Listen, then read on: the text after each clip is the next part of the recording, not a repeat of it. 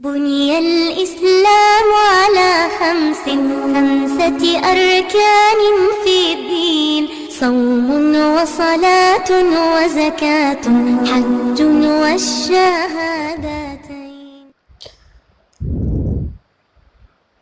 الحمد لله وكفى وسلام على عباده الذين اصطفى أما بعد فأعوذ بالله من الشيطان الرجيم بسم الله الرحمن الرحيم يا أيها الذين آمنوا إذا نودي للصلاة من يوم الجمعة فاسعوا إلى ذكر الله وذروا البيع ذلكم خير لكم إن كنتم تعلمون. صدق اللہ العظیم. قابل احترام بزرگوں، عزیز ساتھیوں، یہ تو اللہ کا بے پناہ کرم ہے کہ اللہ تعالی نے ہم سب کو جمعہ کی نسبت سے ایک جگہ جمع ہونے کی توفیق عطا فرمائی. رمضان المبارک کا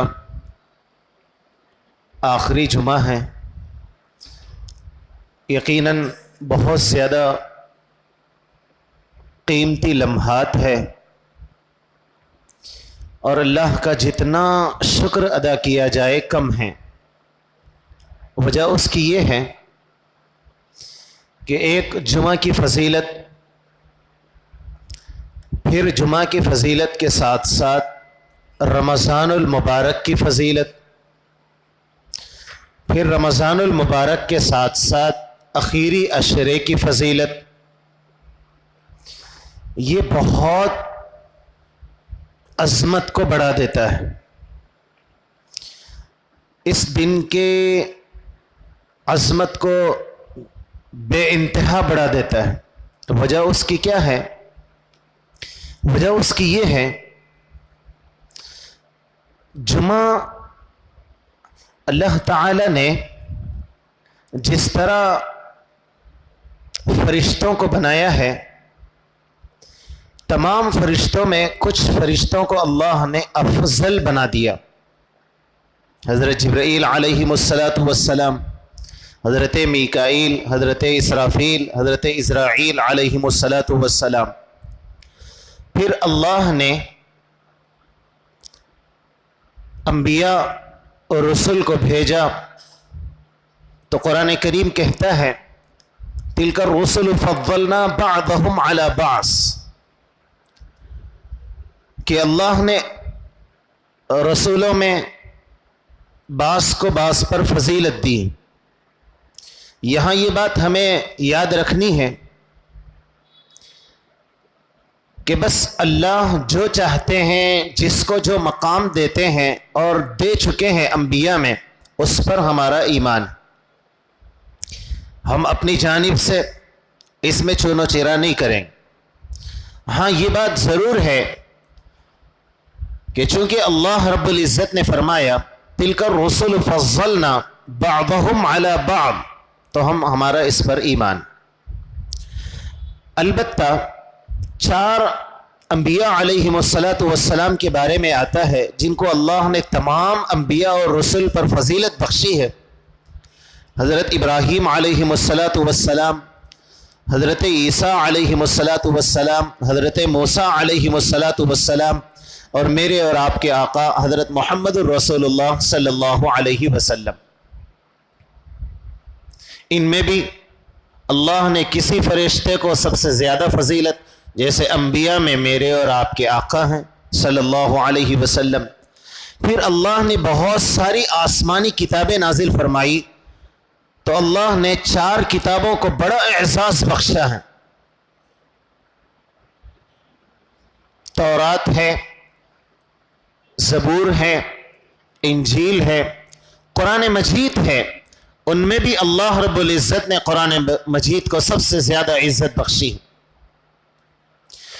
اللہ نے مہینے بنائے تو ان مہینوں میں اللہ رب العزت نے رمضان المبارک کو بڑی فضیلت بخشی ہے.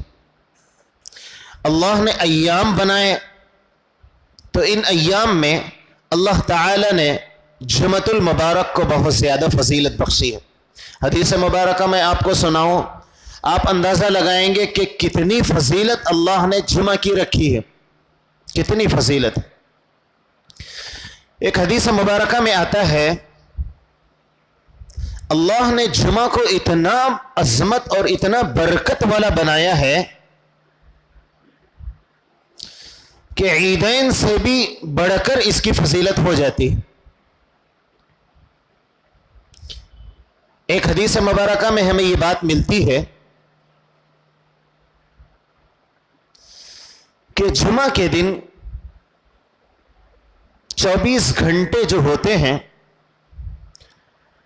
اس میں اللہ رب العزت نے ہر گھنٹے میں فی گھنٹہ 6 لاکھ ایسے لوگ جو جہنم کے مستحق ہو گئے اللہ ان کی مغفرت کر دیتے ہیں. سبحان اللہ. کیسے لوگوں کی؟ ہر گھنٹہ 6 لاکھ ایسے لوگوں کی جن کے جو جہنم کے مستحق ہو گئے اللہ ان کی مغفرت فرما دیتے ہیں. سبحان اللہ. یہ فضیلت جب سنتے ہیں تو ہمیں اس سے اندازہ ہوتا ہے اللہ کے کتنا اللہ چاہتے ہیں کہ کوئی بندہ میرا ایسا باقی نہ رہے جو جہنم کا مستحق ہو. اللہ کی رحمت کی جھلک اس میں ہمیں نظر آتی. اللہ کی بندوں سے جو محبت ہے وہ اس حدیث سے ہمیں سمجھ میں آتی. یوں تو بے شمار احادیث ہیں پر ہم چھوٹے بندے ہیں, ہماری عقلیں چھوٹی ہیں, ذہن چھوٹا ہے. جب اس طرح کی احادیث ہم پڑھتے ہیں تو ہمیں یہ سمجھ میں آتا ہے کہ اللہ چاہتے ہی نہیں ہے کہ کوئی جہنم میں جائے. اللہ چاہتے ہی نہیں ہے کہ کوئی جہنم میں جائے. 6 لاکھ ایسے لوگ جو جہنم کے مستحق ہو گئے اللہ ان کے لیے جنت کے فیصلے یعنی مغفرت کے فیصلے فرما دیتے ہیں. اور جمعہ اللہ نے اس کو سردار بنایا عام دنوں پر. جب بات ایسی ہے کہ اللہ نے اس کو بڑا اعزاز بخشا ہے اور اللہ نے اس کو بڑی عظمت بخشی ہے تو جہاں ہمارا خالق یہ چاہتا ہے کہ اس کی عظمت کریں تو ہمارے لیے بھی یہ ذمہ داری عائد ہو جاتی ہے کہ ہم اس کی عظمت کو بجا لائیں, ہم اس کی عظمت کریں, اس کا اکرام کریں, اس کے آداب کا لحاظ کریں. کیا آداب ہیں جمعہ کے؟ آپ نے بارہا سنا کہ جمعہ کے دن جو آداب لکھے ہوئے ہیں کہ آدمی اچھی طرح غسل کرے, مسواک کرے, خوشبو کا استعمال کرے, عمدہ لباس کا استعمال کرے, اور بہتر تو یہ ہے کہ جمعہ کے دن ایک مخصوص خاص لباس رکھے, اس کا استعمال کرے. نہ یہ کہ بالکل بس جو کپڑے ہاتھ پر آ گئے ہم نے اس کا استعمال کر لیا, اس سے کوئی پاس و لحاظ نہیں کہ وہ عمدہ لباس ہے یا عمدہ لباس نہیں ہے, اور ہمیں یہ بھی پاس و لحاظ نہیں کہ وہ شرعی لباس ہے یا شرعی لباس نہیں ہے. ہمیں یہ بھی پاس و لحاظ نہیں کہ یہ لباس میرے نبی صلی اللہ علیہ وسلم کے لباس سے میل کھاتا ہے یا نہیں کھاتا. ہمیں یہ بھی پاس و لحاظ نہیں کہ آیا یہ لباس مسلمانوں کا لباس ہے, یہ لباس ہمارے علاقے کے علماء کا لباس ہے یا پھر یہود اور نصارہ کا لباس ہے. ہمیں اس کا بھی پاس و لحاظ نہیں. تو پھر یہ جمعہ کی ناقدری ہوئی. جمعہ کے آداب میں لکھا ہوا ہے کہ آپ عمدہ لباس کا استعمال کریں.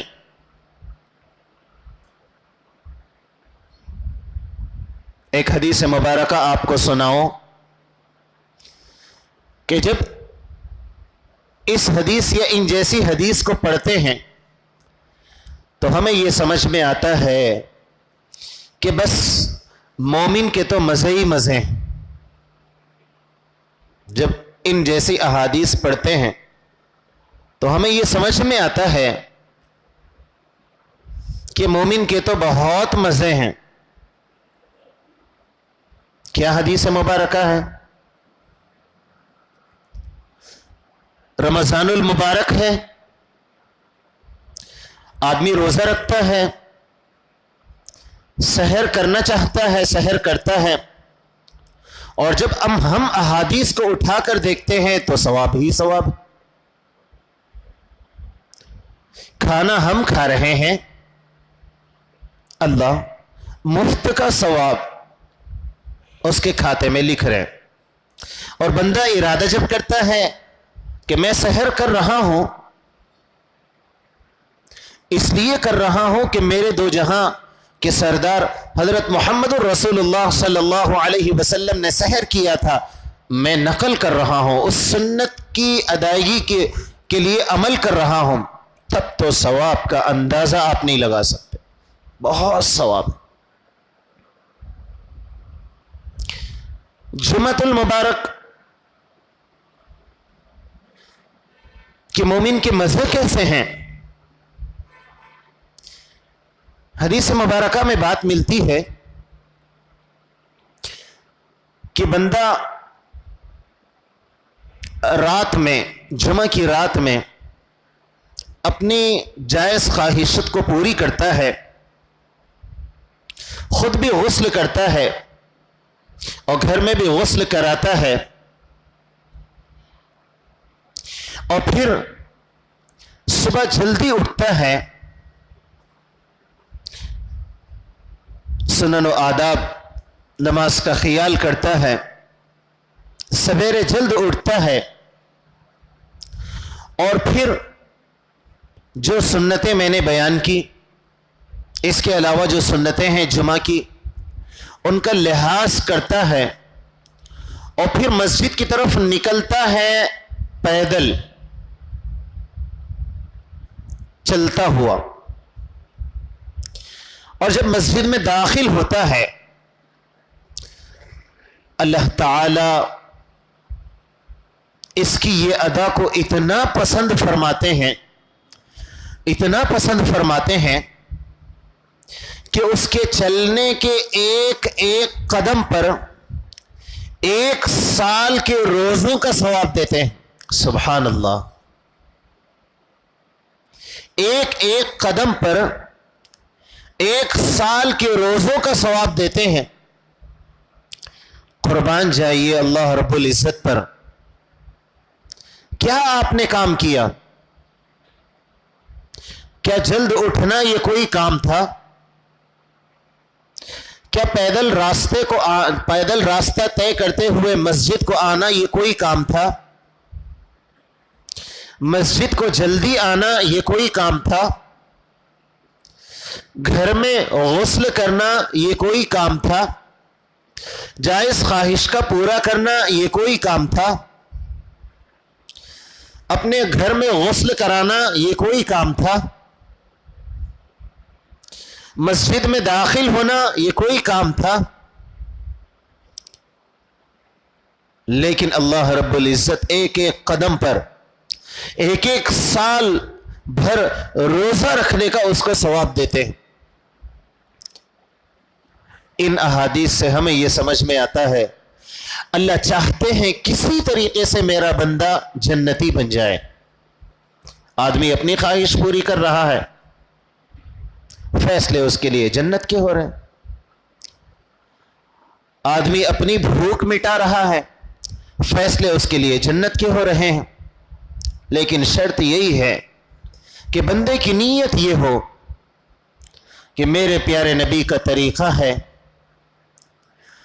میرے پیارے نبی کا عمل ہے، میں یہ اس لیے کرتا ہوں تاکہ سنت پر عمل پیرا ہو جاؤں. میں یہ اس لیے کرتا ہوں تاکہ سنت زندہ ہو جائے، اور خاص کر وہ حدیث مبارکہ کہ جس میں اللہ کے نبی صلی اللہ علیہ وسلم نے فرمایا جب میری کوئی سنت مٹتی ہوئی نظر آتی ہے اور پھر اس پر کوئی بندہ عمل کرتا ہے تو اس کو 100 شہیدوں کا ثواب عطا کیا جاتا ہے. کیا پیاری حدیث ہے. اللہ اکبر کبیرہ. 100 شہیدوں کا ثواب. میرے بھائیوں، کسی آدمی کو ایک شہید کا ثواب مل جائے نا تو پھر اس کی زندگی کی کایا پلٹنے جنت کی بشارت اس کے لیے ہو سکتی ہے، جنت کا مستحق بن سکتا ہے، اس لیے کہ شہید کا کیا مقام ہے.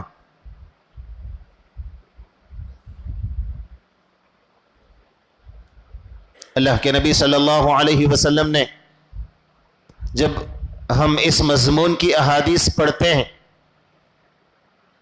کہ میں شہید ہوں پھر زندہ کیا جاؤں، پھر شہید ہوں پھر زندہ کیا جاؤں، پھر اللہ کے راہ میں شہید ہوں، تمنائیں ہوتی تھی. حضرت عمر بن خطاب رضی اللہ تعالیٰ عنہ کے بارے میں آتا ہے کہ آپ نے دعا کی تھی، اے اللہ مجھے شہر مدینہ میں شہادت عطا کیجیے. صحابہ دعائیں کرتے تھے شہادت کے لیے. معمولی بات ہے. یہ وہ صحابی رسول صلی اللہ علیہ وسلم کس کا مقام ایسا ہے کہ اللہ کے نبی صلی اللہ علیہ وسلم نے فرمایا تھا لو کان بعدی نبیا لکان عمر. یہ میرے بعد اگر کوئی نبی ہوتے تو وہ عمر بن خطاب ہوتے. اتنے بڑے صحابی وہ یہ دعا کر رہے ہیں شہادت کے لیے، اور اللہ نے دعا قبول بھی فرمائی. تو آج چونکہ جمعہ ہے اور یہ سنت چھوٹ رہی ہے. کون سی سنت؟ آپ نے سنا جمعہ کی فضیلتوں میں کہ جب آدمی اچھی طرح جمعہ کے مستحبات کو ادا کرتا ہے اور مسجد میں، چونکہ جمعہ کے دن یہ فضیلت ہے کہ اللہ تعالیٰ اپنے فرشتوں کو مسجدوں میں بھیجتے ہیں. فرشتے آتے ہیں مسجد کی ابتدا یعنی مسجد کے گیٹ پر کھڑے ہو جاتے ہیں، اور ان کے ساتھ میں ایک رجسٹر ہوتا ہے، اور فرشتے جیسے ہی جمعہ کا وقت ہوتا ہے وہ فرشتے ان لوگوں کا نام درج کرتے ہیں جو مسجد میں داخل ہوتے ہیں. پہلا آدمی مسجد میں داخل ہوا تو اس کا نام درج ہو گیا. حدیث مبارکہ میں آتا ہے جو پہلی سبقت کیا، جو پہلے جمعہ کے لیے آیا، اللہ تعالیٰ اس کو ایک اونٹ قربانی کا ثواب دیتے ہیں. دوسرا آدمی آیا تو اس کے لیے ایک بڑے جانور گائے کا ثواب. تیسرا آدمی داخل ہوا اس کے لیے ایک دمبا، اور پھر چوتھا آدمی ایک مرغی، اور پھر انڈا. اس طریقے سے سلسلہ وار ثوابوں کا سلسلہ چلتا ہے. آپ بتائیں کیا یہ سنت چھوٹ رہی ہے یا نہیں چھوٹ رہی؟ چھوٹ رہی ہے. ہم اس کی فکر نہیں کرتے. ایک تو یہ سنت چھوٹ رہی ہے کہ ہم کوشش کریں کہ یہ سنت مجھ سے ادا ہو، فضیلت کا مستحق میں بنوں، اور پھر جو سنت چھوٹ رہی ہے اس کے ادا کرنے پر 100 شہیدوں کا ثواب. یہ تو مفت کا سودا ہے، مفت کا ثواب ہے. اور دوسری چیز یہ ہے، اللہ عمل کی توفیق نصیب فرمائے، یہ جمعہ اللہ کی بیش بہا نعمتوں میں سے ایک نعمت ہے کہ جس میں صفوں میں مالدار بھی ہوتا ہے، غریب بھی ہوتا ہے، عالم دین بھی بیٹھا ہوتا ہے، علم سے ناواقف لوگ بھی بیٹھے ہوئے ہوتے ہیں، دنیا کا ہر آدمی صف میں بیٹھا ہوتا ہے، کوئی امتیاز نہیں، کوئی فرق نہیں، ایک ہی صف میں کھڑے ہو گئے محمود و ایاز، نہ بندہ رہا نہ بندے نواز، کوئی فرق نہیں، سب ایک صف میں اللہ کی محبت میں جڑے ہیں، اللہ کی محبت میں جڑے ہیں، کوئی امیری نہیں، کوئی غریبی نہیں، کوئی تکبر نہیں، کوئی فخر نہیں، سب ایک صف میں کھڑے ہیں، سب ایک لباس میں کھڑے ہیں، کوئی ترے امتیاز نہیں۔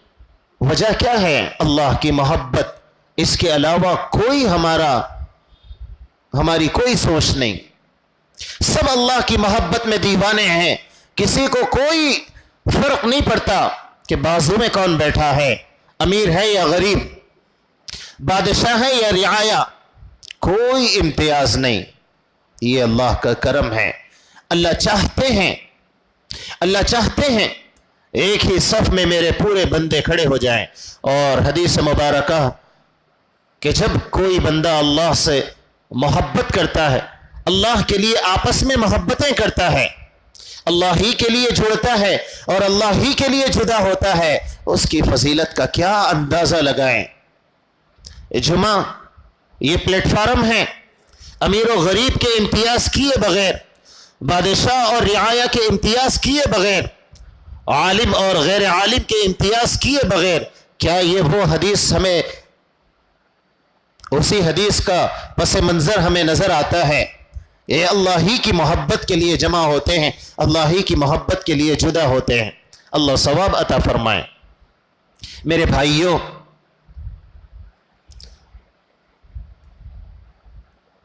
جو خطبہ ہوتا ہے جمعہ کے دن، اس کی بڑی فضیلت ہے، لیکن ہم بڑی کوتاہی کرتے ہیں، بڑی کوتاہی ہم سے ہوتی ہے۔ جمعہ کے دن خطیب خطبہ دیتا ہے، بلکہ میں نے سنا یہ سعودی عربیہ میں ہمارے ایک عالم دین یہاں کے گئے اور انہیں جمعہ پڑھانا تھا، تو جمعہ کے دن کچھ دیر پہلے آ گئے، انہیں خطبہ جب شروع کرنا تھا اس سے کچھ دیر پہلے آ گئے۔ ایک عرب میں کہا،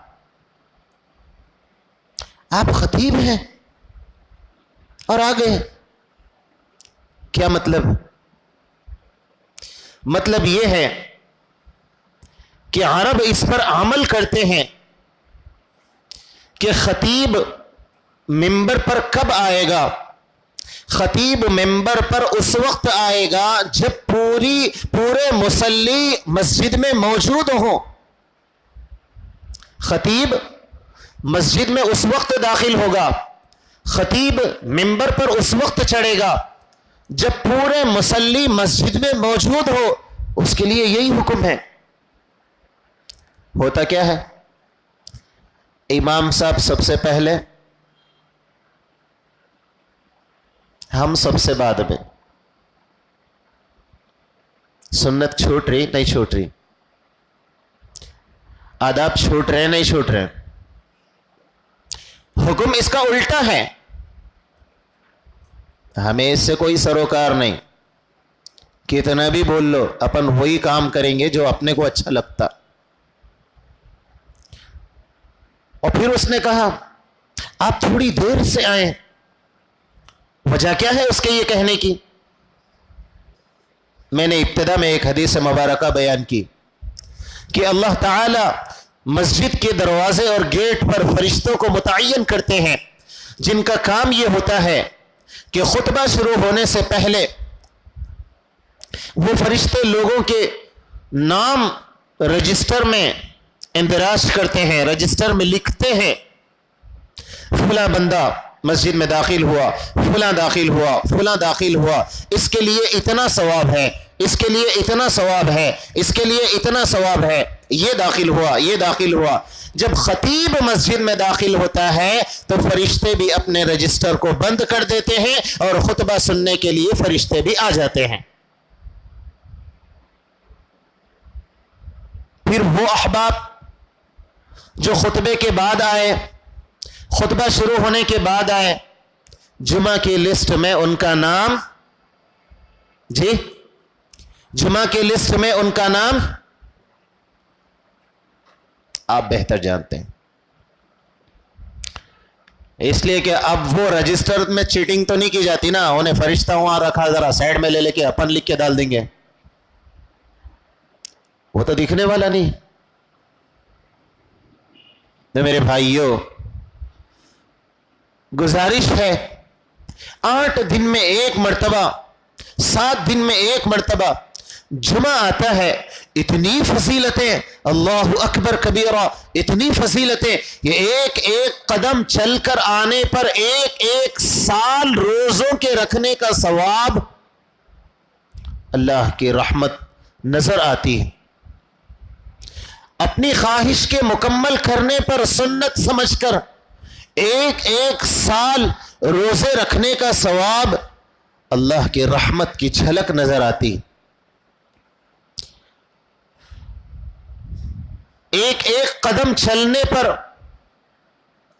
جمعہ کے ایک گھنٹے میں 6 لاکھ جو جہنم کے مستحق ہو گئے ان کو جہنم سے خلاصی، اللہ کی رحمت کی کرن اس میں نظر آتی.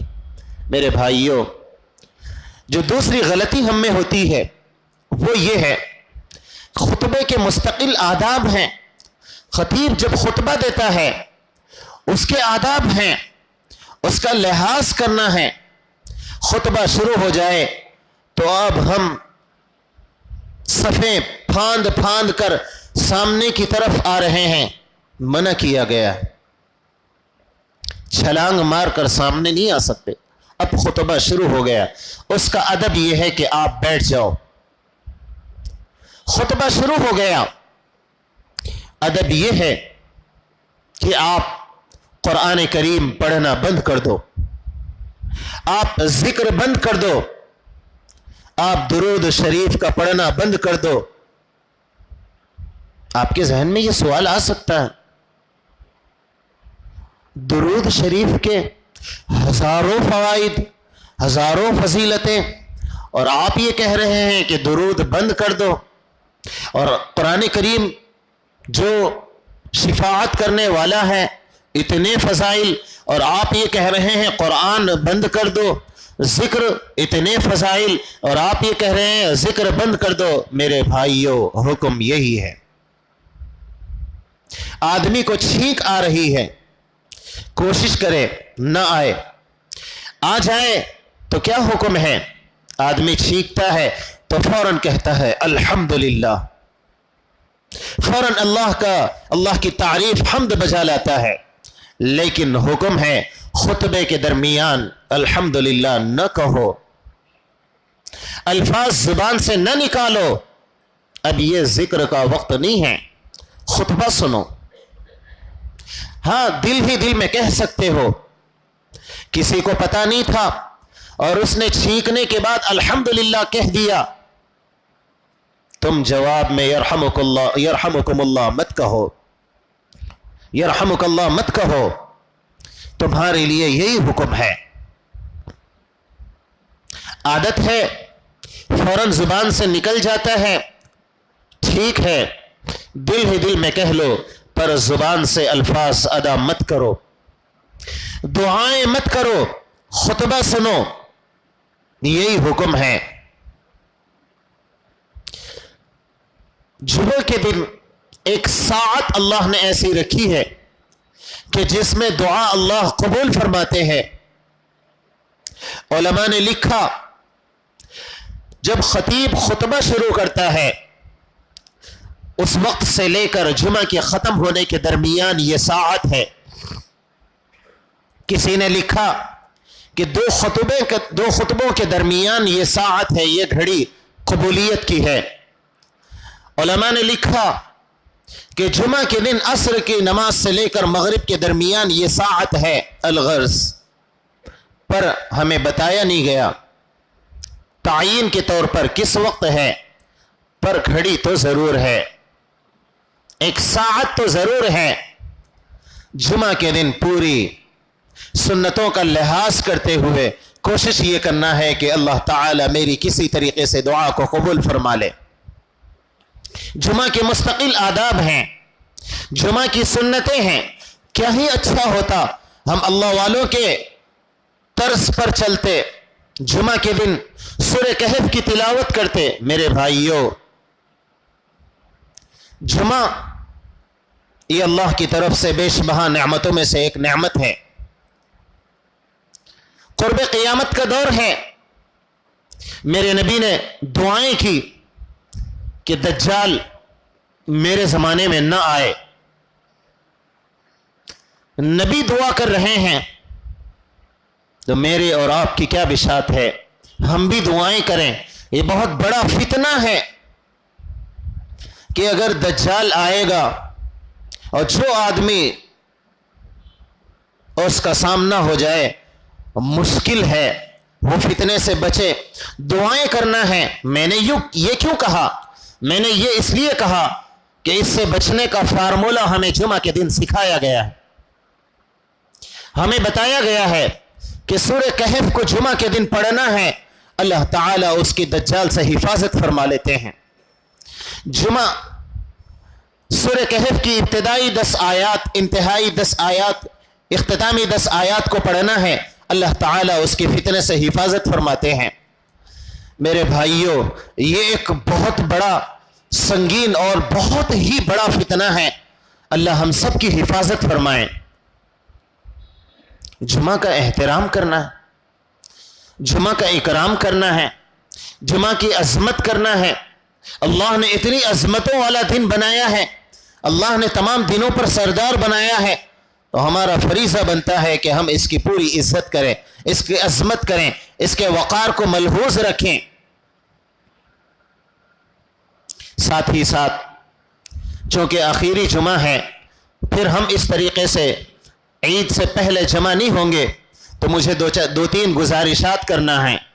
ایک یہ ہے کہ بھائیو، رمضان کا اکثر حصہ گزر گیا، رمضان کے اکثر لمحات گزر گئے، اور ہم نے یقیناً رمضان کی ساعتیں جیسی گزارنی چاہیے نہیں گزاری، جیسے روزے رکھنے چاہیے ہم نے نہیں رکھے، جیسی تراویح پڑھنی چاہیے ہم نے نہیں پڑھی۔ اب شرمسار ہو، اللہ سے دعا گو ہو، اللہ کے سامنے روئیں، گڑ گڑائیں، اللہ آپ کا کرم ہے، کچھ لمحات باقی ہیں، میں آپ سے پناہ چاہتا ہوں، میں آپ سے دعاؤں کی گزارش کرتا ہوں، میرے پروردگار مجھے معاف فرما دیجئے، پچھلے گناہوں پر معاف فرما دیجئے، کوتاہیوں پر معاف فرما دیجئے، اور اگلے تمام ایام کا ایک ایک لمحے کی ہم فکر کریں گے انشاءاللہ۔ جی کریں گے انشاءاللہ۔ اللہ ہم سب کو جو ہے کامل یقین کے ساتھ ایک ایک لمحے کی عظمت اور فکر نصیب فرمائے۔ بھائیو، رات اور باقی ہیں، پتہ نہیں شب قدر کب ہے، آپ اس کا لحاظ کریں گے، بقیہ ایام کی پورا ایک ایک لمحے کی فکر کریں گے انشاءاللہ۔ جی فکر کریں گے انشاءاللہ، اللہ ہم سب کو توفیق نصیب فرمائے۔ پیارے نبی صلی اللہ علیہ وسلم نے فرمایا تھا کہ جب عید کا چاند نظر آ جاتا ہے تو عید سے پہلے والی رات ہوتی ہے، جس کو آسمانوں پر لیلۃ الجائزہ نام رکھا گیا ہے، بڑی عظمتوں والی رات ہے، اللہ سے لو لگانا ہے۔ ایک مرتبہ جب اس کی فضیلت بیان کی پیارے نبی حضرت محمد الرسول اللہ صلی اللہ علیہ وسلم نے، تو صحابہ نے سمجھا کہ شاید یہ شب قدر کی فضیلت ہے۔ میرے نبی نے فرمایا نہیں، یہ شب قدر کی فضیلت نہیں، یہ لیلۃ الجائزہ کی فضیلت ہے۔ سبحان اللہ، ایک دن میں 10 لاکھ لوگوں کی مغفرت، اور آخری دن میں جتنے رمضان میں لوگوں کی مغفرت ہوئی ان تمام کے برابر آخری دن میں پھر اللہ مغفرت فرماتے ہیں۔ اور اللہ فرماتے ہیں فرشتوں سے کہ اے میرے فرشتوں، بتاؤ ذرا اے میرے فرشتوں بتاؤ ذرا اس مزدور کی مزدوری کیا ہوگی جو دن بھر مزدوری کیا اور مزدوری مکمل کیا. فرشتے کہتے ہیں اللہ اس کی مزدوری کا اس کو بھرپور ثواب عطا کیا جائے گا. اللہ کہتے ہیں فرشتوں گواہ رہنا یہ میرے بندے دن بھر روزہ رکھے ہیں, 30 دن انہوں نے روزہ رکھا, انہوں نے مکمل رمضان المبارک میری محبت میں انہوں نے اپنے آپ کو بھوکا رکھا, اپنے آپ کو پیاسا رکھا, میری محبت میں انہوں نے روزوں کے ساتھ ساتھ تراویح میں کھڑے ہو کر میری محبت اور میرے عشق میں انہوں نے تراویح پڑھی ہے. تم گواہ رہنا میں نے ان تمام بندوں کی مغفرت فرما دی. اللہ گواہ بناتے ہیں, اللہ مغفرت کے پروانے سناتے ہیں. اللہ فرشتوں سے کہتے ہیں جاؤ جاؤ چوراہوں پر, ہر شہر, ہر قریہ, ہر دیہات, ہر ملک میں پہنچ جاؤ, راستوں پر میرے بندوں کا اکرام کرو, آوازیں لگاؤ. کون ہے مغفرت چاہنے والا اس کی آج مغفرت کر دی جائے گی. کون ہے بخشش چاہنے والا آج اس کی بخشش کر دی جائے گی. کون ہے دولت کا چاہنے والا آج اسے عطا کیا جائے گا. کون عزتوں کو چاہتا ہے آج اسے عزتیں عطا کی جائے گی. کون ہے جو اللہ سے جنت چاہتا ہے آج اسے جنت دی جائے گی. کون ہے جو جہنم سے پناہ چاہتا ہے آج اسے جہنم سے خلاصی دی جائے گی. کون ہے جو اللہ سے محبت کا دعوے دار ہے. کون ہے جو اپنے لیے عزتیں, اپنے لیے برکتیں, اپنے لیے اولاد کو چاہتا ہے. ایک ایک چیز کو یاد دلا کر فرشتے اعلانات پر اعلانات کرتے ہیں. بس ہماری کمی ہے کہ ہم کوتاہی کرتے ہیں. اللہ ہمیں فکر نصیب فرمائے, اللہ ہمیں فکر نصیب فرمائے. سوال یہ ہے اعلان کہاں ہوتا؟ سوال یہ ہے کہ اعلان کہاں ہوتا؟ 30 سال گزار دیا, 50 سال گزار دیا. یہ تو سنا فجر کی نماز میں, آج عید کی نماز کا ٹائم 8 ساڑھے 8, عیدگاہ میں 8:30 اور عیدگاہ مسجد میں 8 بجے ہے. یہ اعلان کہاں ہوتا؟ ہر راستے پہ ہوتا بول رہے ہیں, ہوتا کہاں؟ میرے بھائیوں اعلان تو ہوتا ہے. میں جو مزدوری کرا ان کتنا کرا, کتنا کیا؟ 2 گھنٹے. پہلے 2 شفٹ والے کتنے گھنٹے, اور تیسری شفٹ والا. اور مزدور کا مالک یہ بول رہا کہ سب کو میں 10 روپئے دیا, تم کو 100 روپئے. تم کو کتنے ہیں؟ اب اگر وہ تو جو 2 شفٹاں والے ہیں اگر انہوں یہ بولے ہم 8 گھنٹے محنت کرے تو 10 روپئے, اور دوسرا یہ بولے میں 8 گھنٹے محنت کرا تو 10 روپئے, اور یہ تیسری شفٹ والا 2 گھنٹے محنت کرا تو 100 روپئے, تو مالک کیا بولیں گا؟ بھائی جو مزدوری تم کرے میں اس کی جو مزدوری فکس کیا تھا دیا یا نہیں دیا؟ بولے دیے. تو پھر بات مکمل ہو گئی. باقی میں اس کو کتنا بھی دوں اس سے تمہارا کیا تعلق ہے نا؟ حقیقت بھی یہی ہے نا. اللہ چاہتے ہیں یہ جو پہلی شفٹ والے تھے یہ یہودی ہیں. یہ کون ہیں؟ یہودی ہیں جنہوں نے 800 سال 600 سال 500 سال عبادتیں کی, مزدوری تھوڑی.